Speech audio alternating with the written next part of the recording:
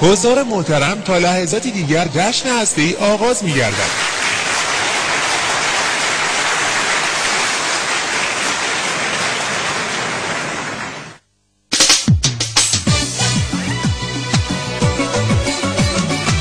ماشاءالله واسه عاشقای دلخسته ولایت.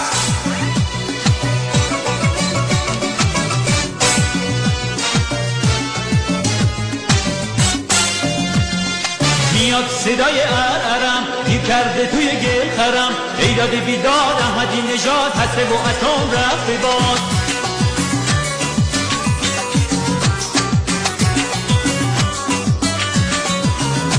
گفتی هوا کنیم فیلی منم یارو جلیلی، زدن و افشامون کردن خود تو صورتمون سیلی.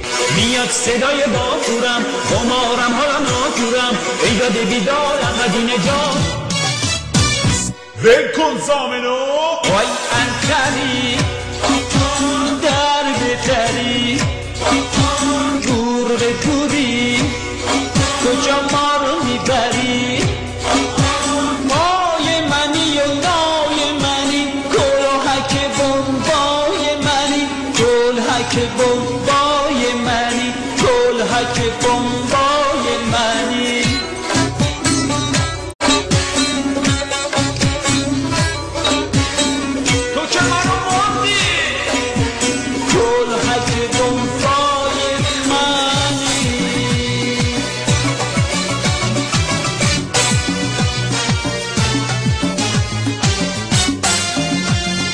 میاد صدای ناله هات تموم شدن رویاهات، میزنی رو پاد میکشی مواد ببین چه کردن باهات. امام جونم که میاد داره بابام در میاد، ایداد بیداد احمدی نژاد.